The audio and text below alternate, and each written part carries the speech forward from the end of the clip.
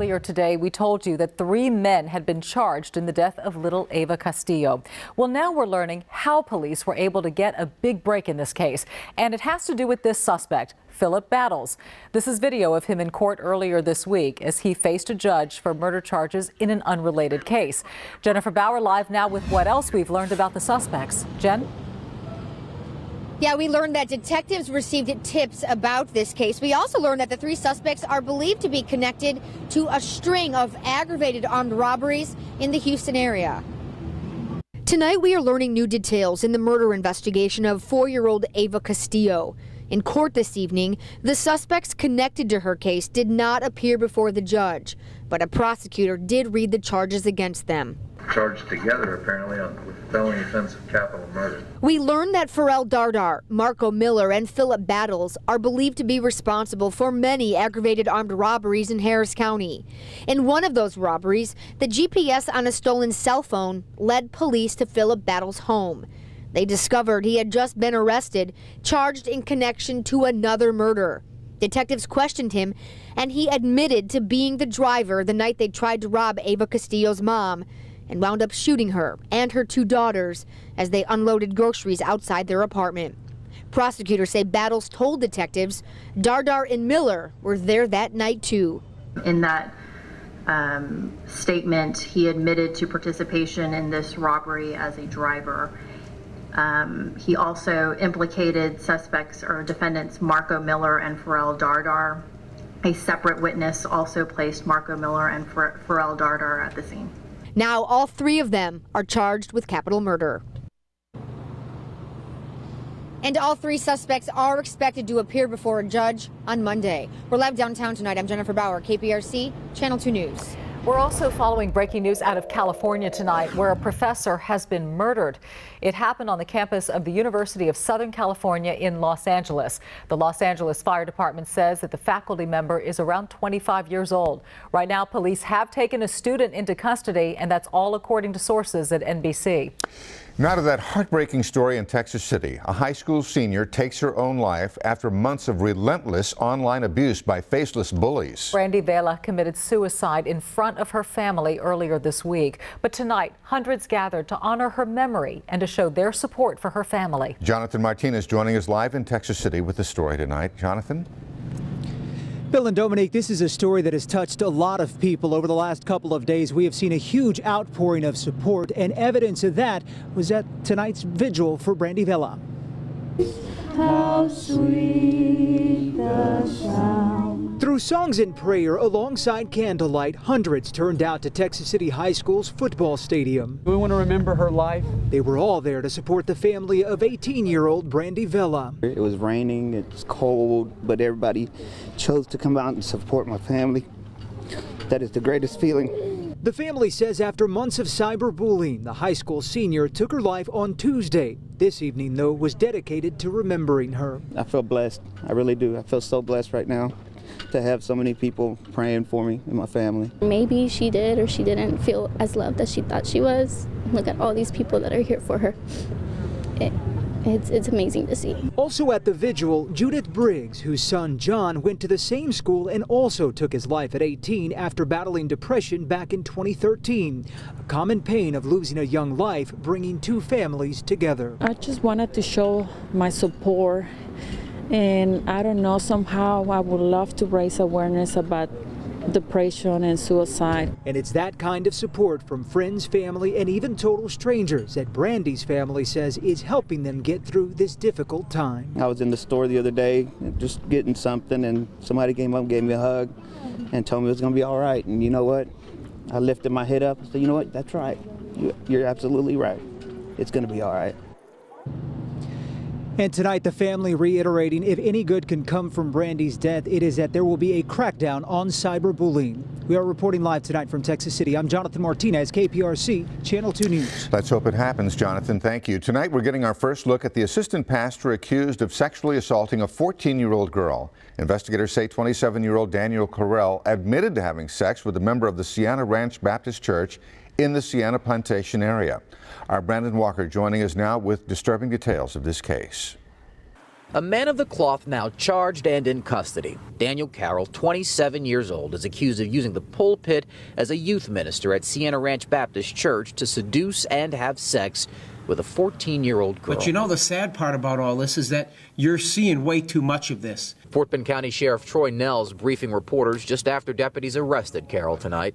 It's alleged Carroll and the girl were involved in a relationship from August of this year till last month, having sex at his house, her house, his car, the woods, and the church. Everything appeared to be natural. Investigators say no one at Sienna Ranch Baptist Church appeared to know about the relationship. The girl's mother called authorities after coming across a Facebook page the girl used with a fake name. From there, authorities say they questioned her, then Carroll, who confessed to the relationship. He was in charge of around 30 to 40 children. Age group would go from middle school to high school students. President-elect Donald Trump is breaking decades of established U.S. foreign policy by speaking to the president of Taiwan. It's the first time in 37 years that a conversation has been held between a U.S. leader and the leader of Taiwan. According to a statement from Trump's transition team, the two talked about economic, political, and security issues. The conversation sparked concern from China, which does not recognize Taiwan as a sovereign nation. This Sunday, Cuba's former leader, Fidel Castro, will be laid to rest in Santiago, Cuba. He died last Friday at the age of 90. Tens of thousands are expected to attend his funeral. Our Ryan Korsgaard is heading to Cuba tomorrow. Look for his live report starting Saturday night on Channel 2 News at 10 o'clock. Still to come tonight, a popular country singer slaps a fan. Why the artist is refusing to apologize for the mid-concert cuffing. Plus, one woman's quest to have a baby leads to a devastating diagnosis, how she overcame cancer and started a family. Then more on the overnight showers as we get into the early morning hours. It's going to be a Saturday soaker, Sunday as well. That into Monday, there is still that flood potential. Some optimism, though, straight ahead. Bill? Thank you, Frank. And when we come back, from fortune to misfortune, a lottery winner's house catches fire. His streak of bad luck. Next on Channel 2 News at 10.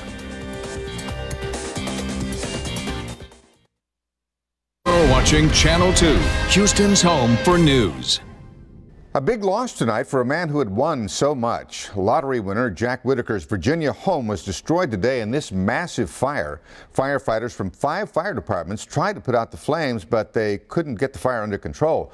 Whitaker, who won a Powerball jackpot of $315 million in 2002, has made headlines before. He did give millions to charity, but he was also the victim of break-ins, and he had more than $500,000 stolen from his car while it was parked at a strip club in West Virginia. More video out of Nashville tonight of country star Luke Bryan slapping a fan at one of his concerts. It happened Wednesday at the Charlie Daniels Volunteer Jam fundraiser for veterans. Bryan is refusing to apologize because his representatives say the man made crude and insulting hand gestures, which Bryan found offensive to nearby military families. Security personnel eventually escorted that fan out. Bryan went on to finish the show. Now to a story that gives hope to anybody who has struggled to start a family. A woman's quest to have a baby leads to a devastating diagnosis. Channel 2's Lauren Freeman reveals how one blood test set her on a path to survival that ended with a new baby girl.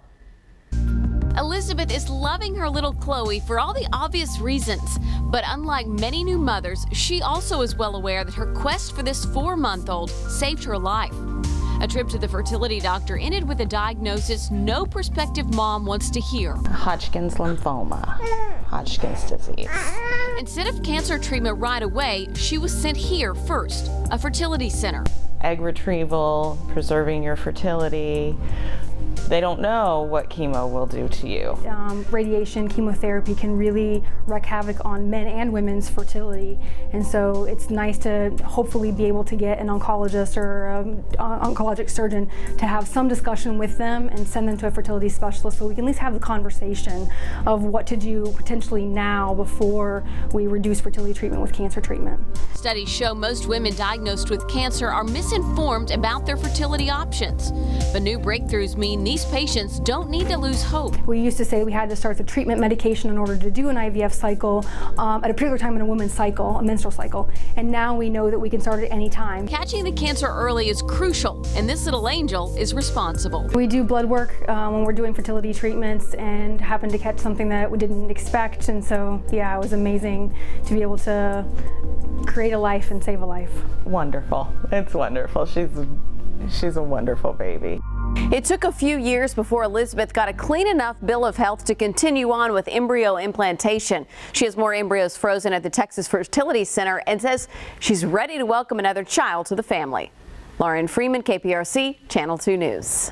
Well, despite the cold and the rain, Houston City Hall was lit up with Christmas cheer tonight. Yes, dozens of Houstonians braved the weather to kick off the holidays at the mayor's 97th annual holiday celebration. And because they listened to Frank, they came prepared with jackets, umbrellas, and plenty of Christmas spirit. The event kicked off with traditional music, fireworks, family fun, and of course, the lighting of the massive 60-foot Christmas tree. I guess the rain let up enough for the festivities to continue, but boy, are we going to get dumped on this weekend. You know what?